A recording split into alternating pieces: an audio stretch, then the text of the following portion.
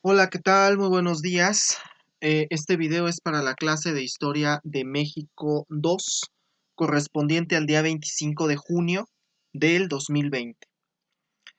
En primer lugar, les informo que ya está en la plataforma la actividad que es la lectura correspondiente a este segundo parcial, que es la lectura del tercer capítulo del texto Breve Historia de la Revolución Mexicana de Felipe Ávila y Pedro Salmerón. Ya lo tienen disponible el texto de la lectura en la plataforma. Desde el día de ayer se subió y tienen ustedes plazo hasta el día 8 de julio, es decir, dentro de 2 semanas. Tiempo más que suficiente para que ustedes lean las 40 páginas que son ese capítulo, tercer capítulo, perdón. Lean por favor muy atentamente las instrucciones que están en esa actividad.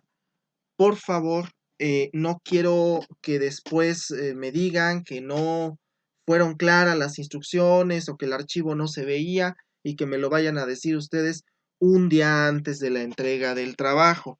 Porque, bueno, pues ya está disponible desde ahorita y pues ustedes ya deberían, en cuanto terminen de ver este video, esta clase, pues tendrían ustedes que estar descargando ese documento y comenzando a leer este texto que les estoy pidiendo. También hacer hincapié en que esa lectura particularmente constituye derecho a examen del segundo parcial. Esto es, aquella persona que no la entregue no tendrá derecho a presentar el examen del segundo parcial y pues me veré en la penosa necesidad de que si lo presenta pues se quedará cancelado. Entonces pues tiene que entregarlo y la misma suerte va a correr aquella persona que copie de internet su reporte, su ensayo, más que un reporte, es un ensayo. Aquel que lo copie o que obtenga, eh, vamos, que el texto provenga de internet o de alguna otra fuente y no de ustedes, pues me voy a ver en la penosa necesidad de cancelar la actividad y para que tengan derecho a presentar el examen del segundo parcial tendrán que repetirla, tendrán que repetir ese ensayo. Entonces, bueno, pues les pido encarecidamente que no lo hagan, porque si no, pues las consecuencias están ahí. Lean, por favor, muy puntualmente las instrucciones que están en la plataforma. Están las instrucciones y además está la rúbrica de la evaluación de ese ensayo, que tiene que ser de entre 3 y 6 cuartillas con los lineamientos que les estoy señalando ahí. Por favor, porque si ustedes no se acogen a esos lineamientos, yo no voy a tener por presentado su ensayo.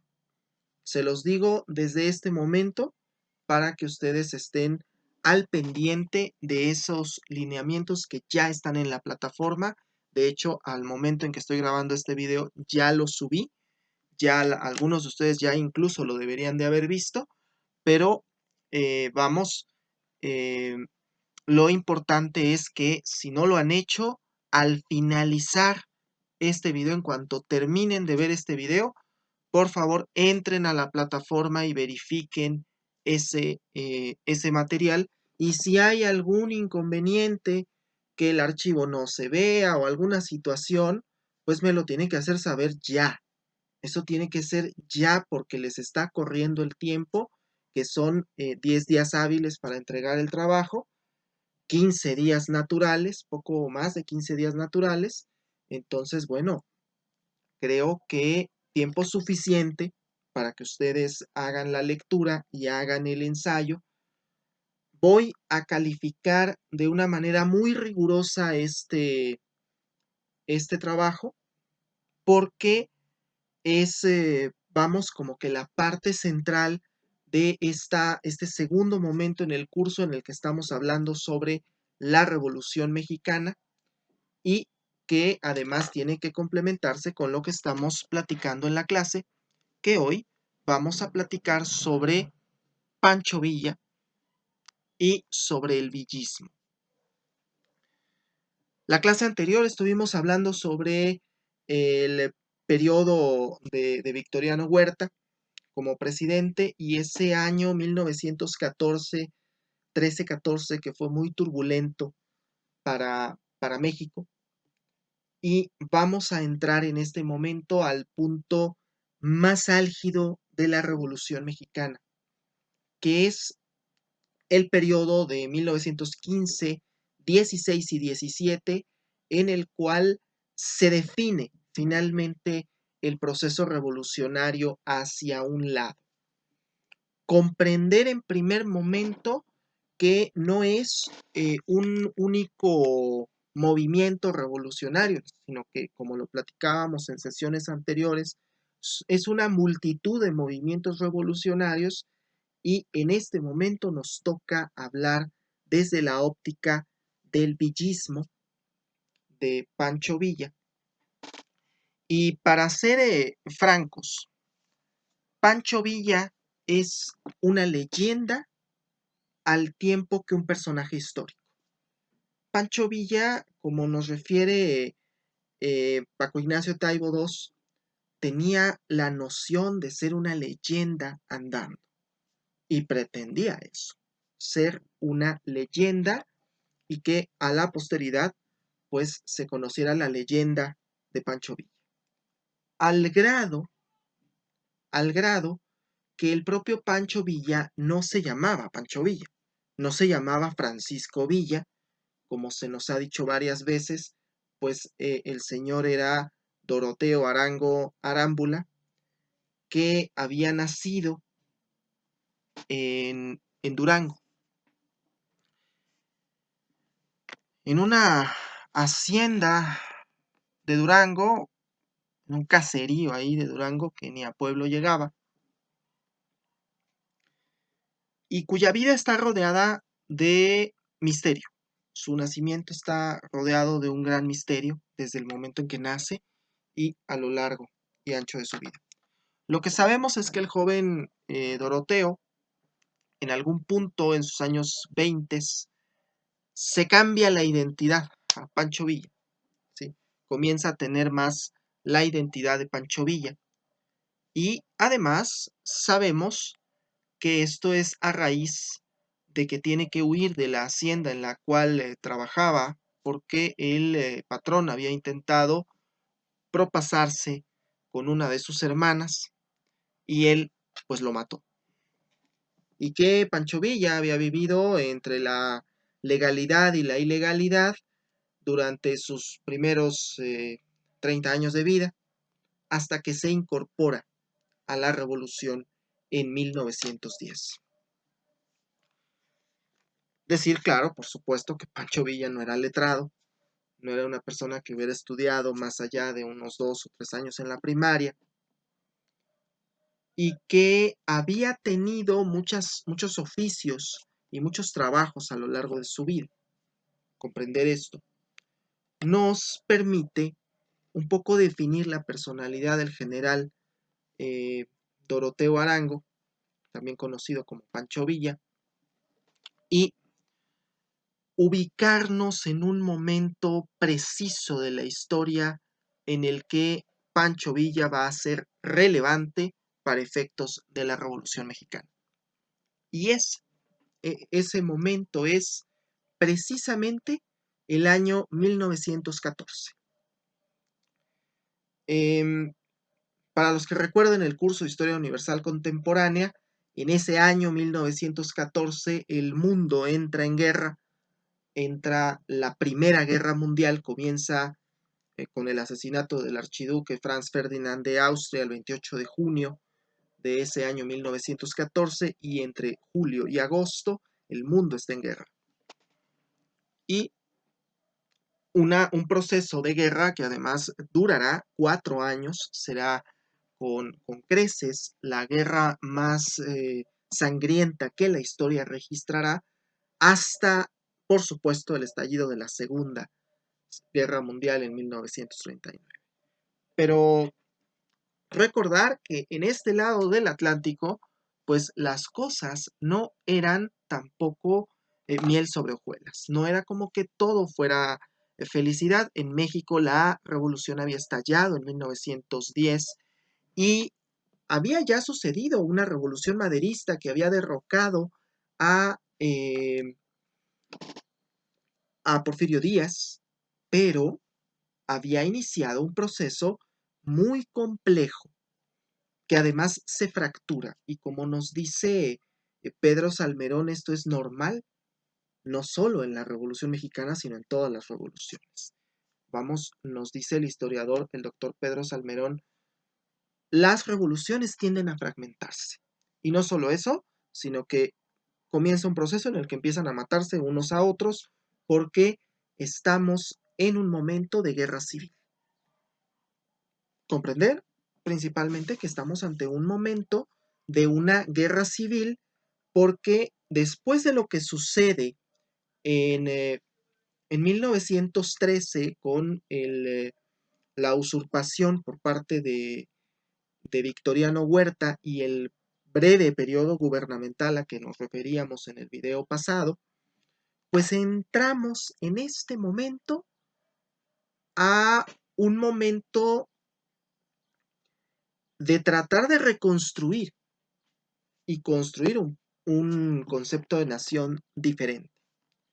Se ha repetido en múltiples ocasiones, ustedes pueden consultar por ahí sus libros de la SEP, incluso historiadores de talla han hecho esta afirmación de que en ese momento es cuando se debate un proyecto de nación y que mientras el villismo y el zapatismo no tenían un proyecto de nación, eh, lo que es el carrancismo y su ala más conservadora, que es el obregonismo, tienen un proyecto político y que por esa razón y por otras más es que logran finalmente imponerse frente a la otra fracción revolucionaria. Esto que dice el doctor Felipe Ávila es como que la historia canónica, pues siguiendo a nuestro autor, no es así. Es decir, se ha dicho varias veces que en 1914, en diciembre de 1914, cuando Villa, Zapata, entran en la Ciudad de México y son aceptados y recibidos en el Palacio Nacional por el entonces presidente de la Convención de Aguascalientes, Eulalio Gutiérrez, en el Palacio Nacional, son recibidos. Se cree que en ese momento Villa y Zapata tienen el control político de todo el país y que pueden, de una forma u otra, ganar fácilmente la revolución. Y que lo que ahí falló es la división de las fuerzas, que no se unifican las fuerzas, que Villa se va para el norte, Zapata se va para el sur, y que le da oportunidad al gobierno de Carranza de retomar la capital de la República en el año 1915. Esta es como que la visión ordinaria que ustedes pueden encontrar en libros de historia desde pues los que tienen de la SEP, pasando por la Revolucioncita Mexicana de Rius y por todos los libros de historia que se escribieron durante el periodo de los gobiernos priistas en México. Prácticamente es una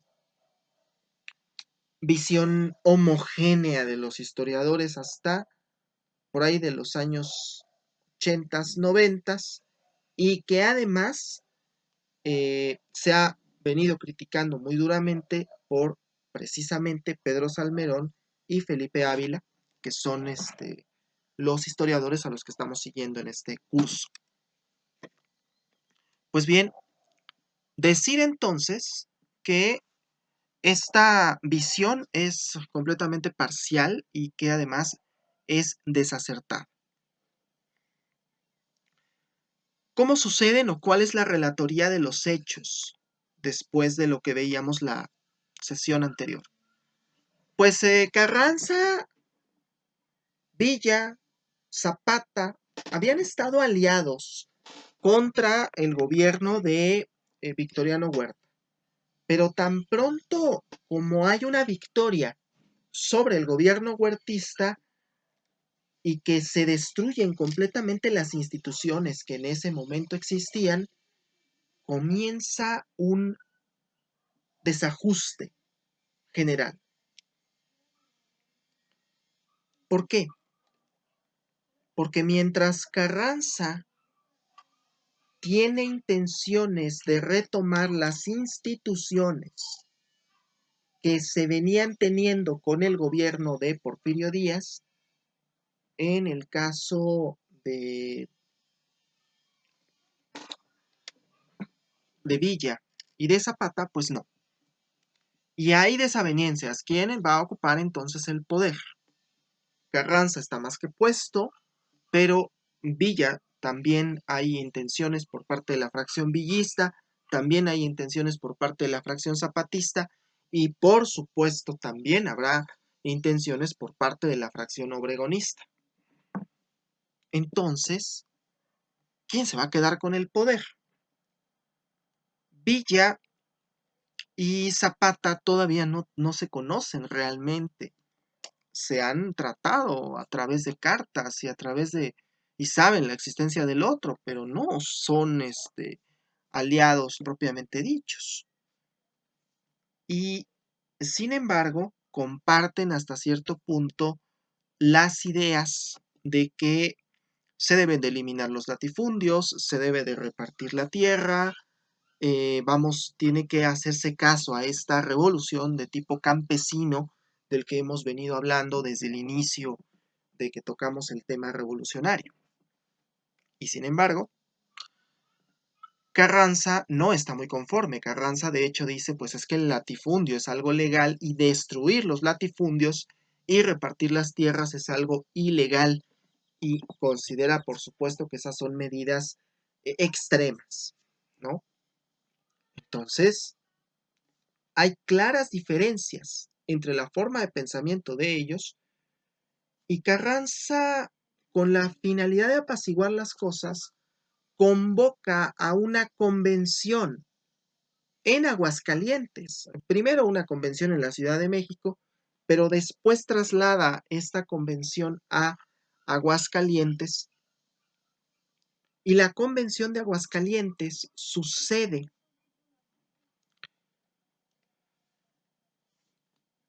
como la primera ocasión en la que finalmente se conoce Villa y Zapata. Y no solo eso, la primera ocasión en que villistas y zapatistas tienen oportunidad de estar del mismo lado. Y se suponga que ahí es donde se habría de elegir al encargado del Poder Ejecutivo Federal para proceder de alguna forma con cierta legalidad y comenzar a homologar las ideas y el proyecto de nación. Carranza considera que esta convención lo va a elegir a él, pero la convención elige a Eulalio Gutiérrez, como ya lo mencioné, y Carranza está muy molesto. Dice, ¿cómo? ¿No? Y Carranza además dice, bueno, pues yo soy el primer jefe del ejército constitucionalista, yo debería asumir el encargo del Poder Ejecutivo Federal. Entonces, ahí es donde comienzan es el punto de quiebre entre los constitucionalistas, el ejército de Venustiano Carranza y el de Villa y el de Zapata. De alguna forma, Villa y Zapata logran tomar la Ciudad de México. y ocupan la capital de la República. Se ha dicho que en ese momento, pues los generales se reúnen con Pancho Villa y hay un plan maestro que proviene del general Felipe Ángeles, que presuntamente es que decía Felipe Ángeles: lo que tienes que hacer es reagrupar todas tus fuerzas en el centro del país, atacar a Carranza y a Obregón, que están en Veracruz, y a partir de ahí, una vez que tú expulses a estos dos personajes, pues tienes ya todo el territorio a tu merced. Lo cierto es que además se ha dicho varias veces de una forma muy contrafactual que si esto se hubiese hecho, Villa hubiera ganado la revolución, Villa y Zapata hubieran ganado la revolución y entonces hubieran podido imponer su proyecto de nación. Pero, también se ha dicho, no tenían un verdadero proyecto de nación. Primera cuestión a tratar en esto es que sí tenían un proyecto de nación, que ya hemos relatado. Sí iban en contra de los latifundios, sí querían el reparto de tierras y quizá esta se habría podido convertir en una revolución más bien de tipo social, socialista, ¿sí? Tal vez no con los cánones del marxismo, pero podríamos pensar que esta revolución hubiera podido adquirir tintes más bien socialistas, obviamente no como los de la Revolución de Febrero de 1917 ni la de octubre, pero sí considerar que probablemente esa hubiera sido la vertiente que tomaría la revolución y el país a partir de este momento en que hubieran podido ganar eh, Villa y Zapata. Pero cuestión que nos plantea el historiador Pedro Salmerón, perdón. Pedro Salmerón nos plantea que de hecho Villa y Zapata no tenían la superioridad militar para vencer al ejército constitucionalista, ¿sí? El ejército convencionista, Villa Zapata, no tenía la fuerza militar de vencer al ejército constitucionalista en 1915. Y que esto se puede inferir a partir de los partes militares de ambos bandos y darse cuenta de que tenían fuerzas más bien equilibradas en cuanto a número de hombres y además que los constitucionalistas estaban ocupando el principal puerto del país y la zona principal de las exportaciones de petróleo del país. Y que por supuesto las guerras se ganan con dinero. No hay otra forma de ganar una guerra si no es con dinero.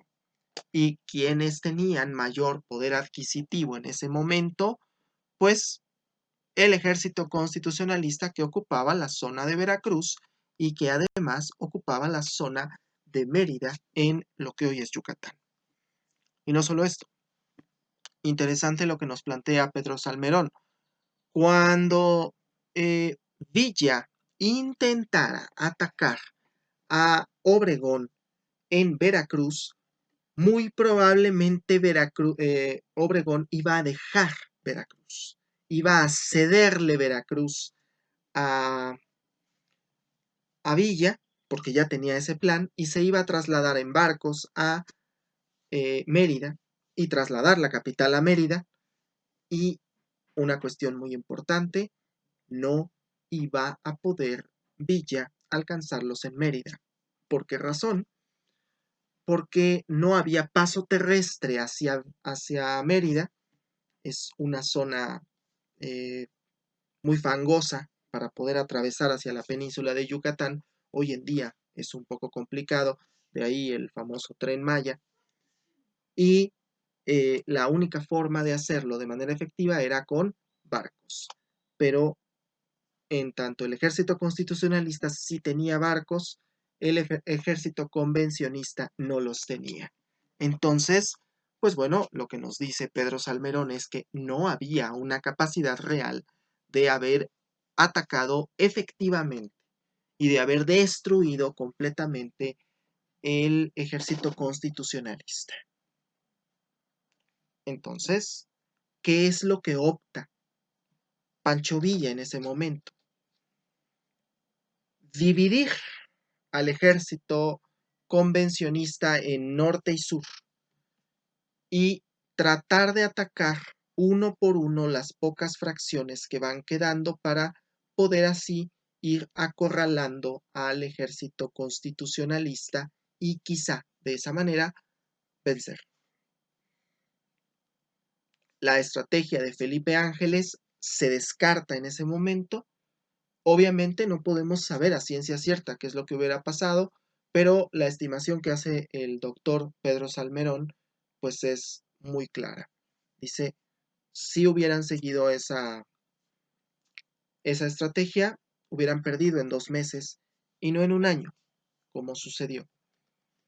¿Qué es lo que pasa? Entonces, bueno, el ejército convencionista se divide y el constitucionalista ataca con todo lo que puede para ingresar a la Ciudad de México y la retoma en el año 1915. 1915 y 1916 son años en los cuales existen dos grandes bandos irreconciliables dentro de la Revolución Mexicana. Villistas y zapatistas por un lado, carrancistas y obregonistas por otro.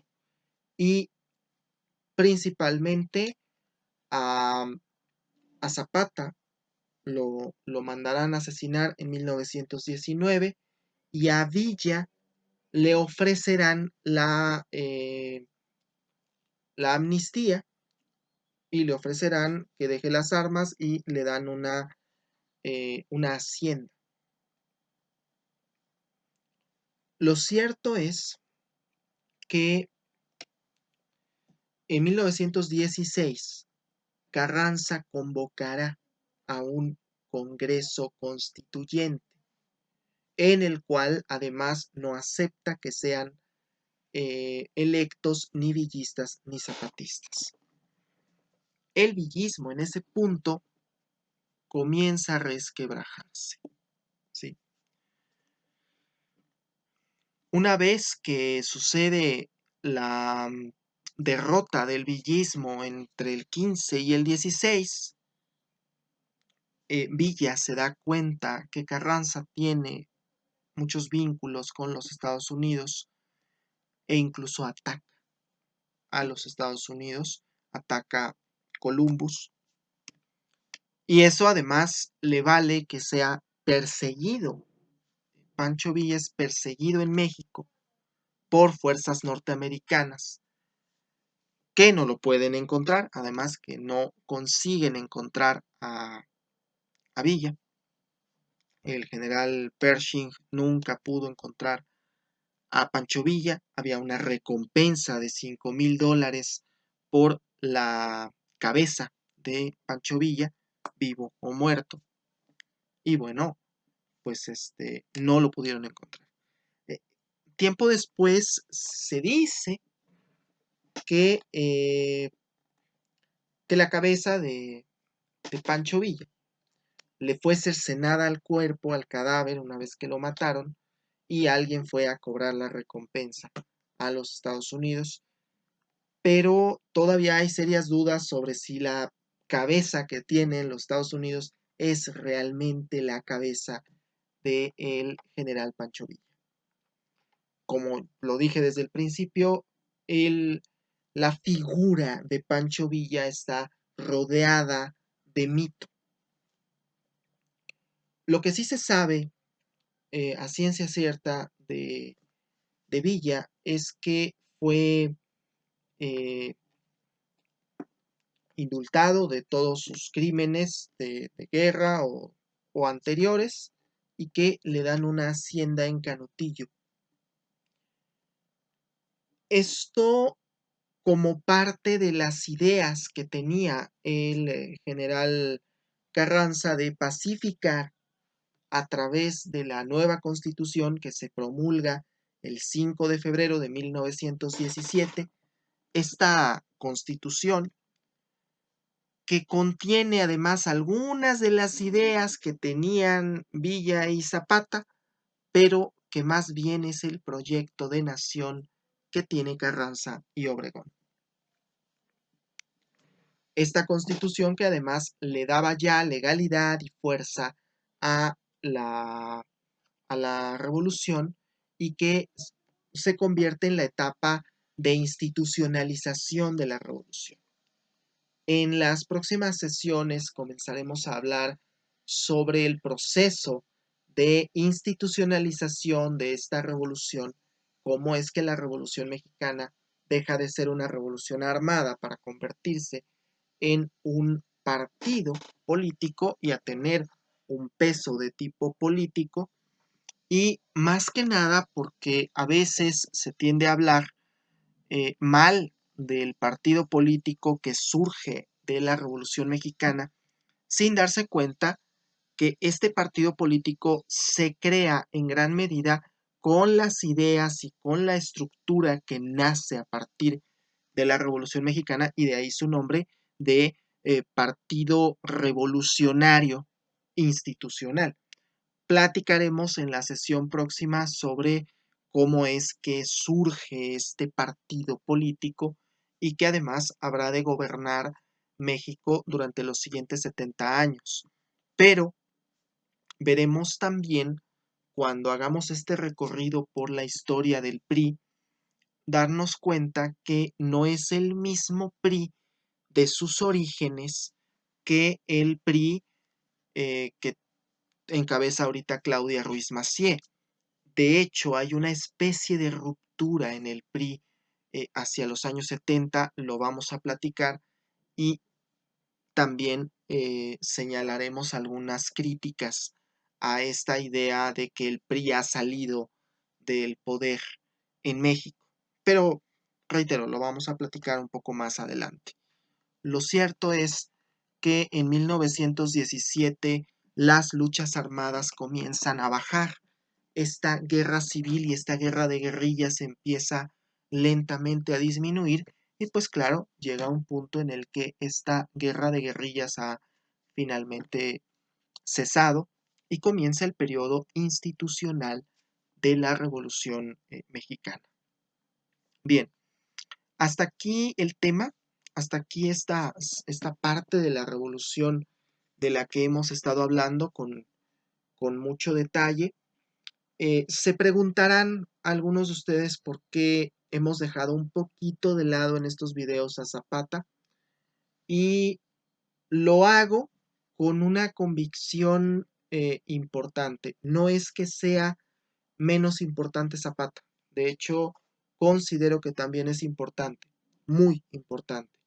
Pero lo cierto es que viviendo en la zona y en el estado del que era oriundo el general Zapata, pues tenemos noción de primera mano de Zapata, pero, y del zapatismo en general, pero no siempre tenemos noción de primera mano de Villa, de Carranza, de Obregón, y por esa razón decidí en este curso dejar un poco de lado a Zapata, pero si alguno de ustedes quiere ahondar un poco más en Zapata, hay un texto del doctor Felipe Ávila, Felipe Arturo Ávila Espinosa, que se llama Breve Historia del Zapatismo, en donde trata específicamente a Zapata y específicamente el movimiento zapatista, que es crucial quizá para entender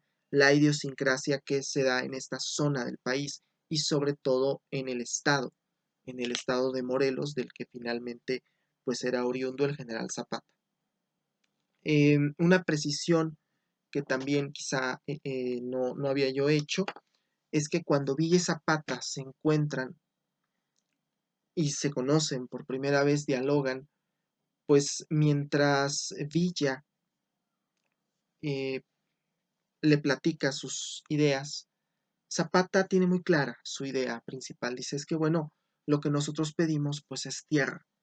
Lo que queremos es tierra para trabajar. Y bueno, Villa le contesta, bueno, tierras hay. Ese no es problema, tierras hay. Y aquí nos deja muy claro que aunque estaban del mismo lado, había diferencias. Y una diferencia muy grande es que, pues para Villa, su vida era el norte del país. Y si ustedes se ponen a pensar, los estados más grandes del país están en el norte. Chihuahua, Coahuila, Nuevo León, Durango, Zacatecas, Sonora, Sinaloa, son estados enormes. En cambio, los estados pequeños están al centro y los estados que están al norte del país tienen mucho desierto. Tierras hay, ahí es claro, para el que alguna vez haya visitado el norte del país, tierras hay, claro, pero son áridas. En el sur ese era el problema. No hay tierras, todas estaban ocupadas por los latifundistas y por eso es por lo que se van mucho en contra de esta figura del latifundio, que era cuando un hacendado era dueño de grandes extensiones de tierra, estamos hablando de hectáreas de tierra, y que los campesinos entonces pues no tenían tierra en la cual trabajar, porque toda era del latifundista y tenían que trabajarle al latifundista. Pues bien, dejo hasta aquí el tema. Cualquier duda o comentario respecto a la actividad que ya está en la plataforma, me lo pueden hacer llegar a través de la plataforma, a través de comentarios, a través de correo. Les pido que desde ahorita descarguen el archivo y comiencen a trabajar en su reporte, porque aunque les estoy pidiendo 6 cuartillas, pues vamos, son 6 cuartillas de razonamiento, no son 6 cuartillas de copiar y pegar de internet, porque entonces no van a tener derecho a examen. Y como se habrán dado cuenta, pues yo me percato luego cuando ustedes copian de internet. Es algo, además, extraordinariamente fácil. Entonces, por favor, les pido encarecidamente que lo hagan y nos vemos dentro de 8 días. Muchas gracias.